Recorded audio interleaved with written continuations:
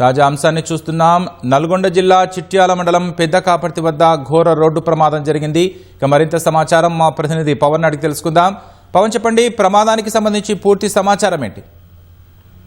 చిట్యాల మండలం పెద్ద కాపర్తి వద్ద జాతీయ రహదారిపై ఇవాళ తెల్లవారుజామున 5 గంటల సమయంలో ఈ ప్రమాదం జరిగినట్టుగా మనకు తెలుస్తుంది. అయితే విజయవాడ రహదారిపై హైదరాబాద్ వెళ్తున్న క్రమంలో ఈ ప్రమాదం జరిగినట్టు తెలుస్తుంది. అయితే కారును వెనక నుంచి ఒక ప్రైవేట్ ట్రావెల్స్ బస్సు ఢీకొట్టడం వల్ల ఈ ప్రమాదం జరిగిందని పోలీసులు అయితే నిర్ధారించారు. ప్రమాదం జరిగిన తర్వాత వెనక భాగంలో 3 కూర్చున్నారు, ముందు భాగంలో ఒక డ్రైవర్ తో పాటు మరొక కుటుంబ సభ్యుడు కూర్చున్నటువంటి పరిస్థితి ఉంది. మొత్తం ప్రమాద సమయంలో కారులో 5 ప్రయాణిస్తున్నారు. అయితే వెనుక భాగం నుంచి బస్సు ఢీకొట్టడంతో వెనకాల కూర్చున్నటువంటి 3, అంటే ఆ 3లో ఒక మహిళ, 2 పిల్లలు ఉన్నారు. 2 పిల్లల్లో కూడా ఒక బాలిక ఉన్నట్టుగా కూడా మనకు తెలుస్తుంది.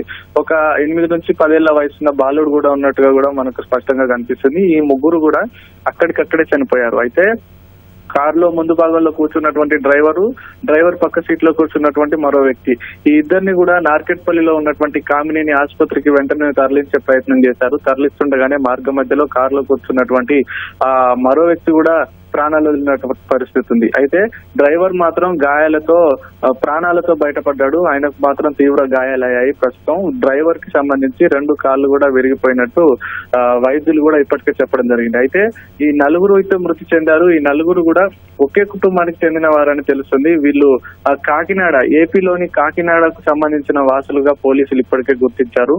అయితే ఈ 4 ఒకే కుటుంబానికి చెందిన వారైనప్పటికీ కూడా వీళ్ళు 2 పిల్లలు తల్లిదండ్రులు అయి ఉండొచ్చా లేదా ఇతర కుటుంబ సభ్యుల ఎవరనేది ఇంకా పోలీసులకు ధృవీకరించలేదు. అలాగే వాళ్ళకి సంబంధించినటువంటి పేర్లు, వాళ్ళ వివరాలు, ఎక్కడి నుంచి ఎక్కడికి వెళ్ళొస్తున్నారు అనేది కూడా తెలియాల్సి ఉంది. ప్రస్తుతం అయితే వాళ్ళు సూర్యాపేట నుంచి హైదరాబాద్ వెళ్లే మార్గంలో చిట్యాల వద్ద పెద్ద కాపర్తి వద్ద అయితే ఈ ప్రమాదం జరిగింది. వీళ్ళు హైదరాబాద్ లో ఉంటున్నట్టుగా కూడా ప్రస్తుతం అయితే తెలుస్తుంది. వాళ్ళకి సంబంధించినటువంటి బంధువులు కూడా ఇప్పుడిప్పుడే సమాచారం అందించడంతో సమీపంలో ఉన్నటువంటి వాళ్ళు కూడా ఇప్పుడిప్పుడే చేరుకుంటున్నారు.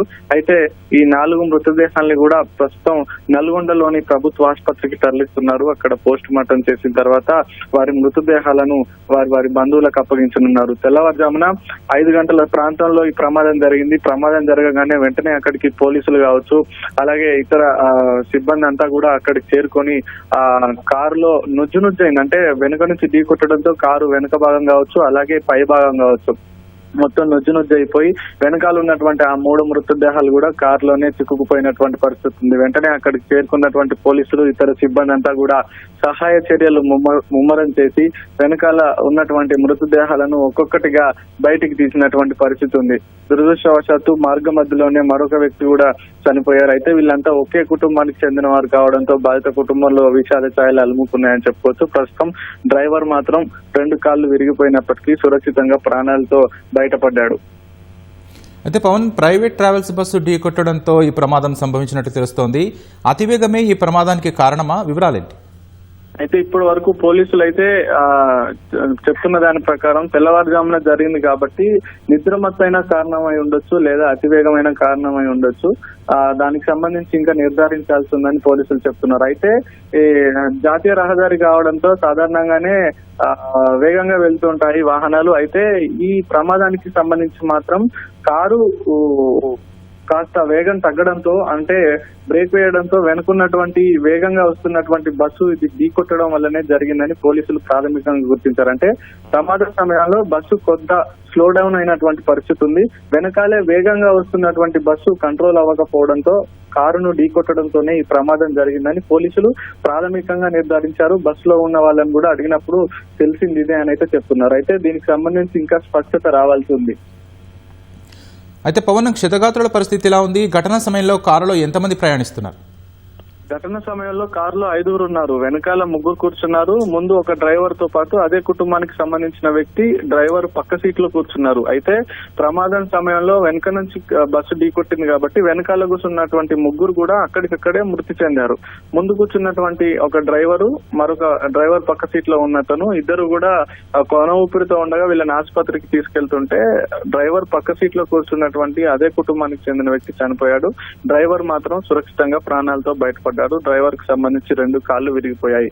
అయితే ఈ వెనుక నుంచి బస్సు ఢీకొట్టిన సమయంలో బస్సు ముందు భాగం కారును ఢీకొట్టింది కాబట్టి ఆ సమయంలో బస్సులో కూడా కొంతమంది ప్రయాణికులు ప్రయాణిస్తున్నారు ట్రావెల్స్ బస్సులో. సో ట్రావెల్స్ బస్సుకి సంబంధించిన వాళ్ళు అందరూ సురక్షితంగానే ఉన్నారు. అందులో ఉన్నటువంటి ప్రయాణికులకు ఎలాంటి గాయాలు కాలేదు. అయితే ఇది ప్రైవేటు ట్రావెల్స్ బస్సు అతివేగమే ప్రమాదానికి కారణమని ప్రాథమికంగా అయితే పోలీసులు గుర్తించారు. దానికి సంబంధించి కూడా కేసు నమోదు చేసే అవకాశం ఉంది త్వరలోనే. అయితే పవన్, ఈ ఘటన ఏ సమయంలో జరిగింది? ఈ ఘటన తెల్లవారుజామున 5 గంటల ప్రాంతంలో జరిగిందని పోలీసులు చెప్తున్నారు. ఆ సమయంలోనే వాళ్ళకి సమాచారం అందడంతో ఊటావుటిన అక్కడికి చేరుకున్నారు. వాళ్ళతో పాటు అంబులెన్స్ కూడా ఇతర వైద్య సిబ్బంది కూడా అక్కడికి చేరుకొని వాళ్ళని ఒక్కొక్క మృతదేహాన్ని బయటకు తీసి అక్కడి నుంచి నార్కెట్పల్లి ఆసుపత్రికి తరలించారు. 2 క్షతగాత్రుల్ని. ఆ 3 మృతదేహాలను కూడా బయటకు తీసి రోడ్డుపై ఉంచి తర్వాత వీటన్నిటిని కూడా నల్గొండ మార్చరికి తరలించారు. తెల్లవారుజామున జరిగింది ఇది. ఇప్పటి వరకు అయితే అతివేగమే బస్సు సంబంధించి అతివేగమే కారణం అని అయితే ప్రాథమికంగా గుర్తించారు పోలీసులు. ధన్యవాదాలు పవన్.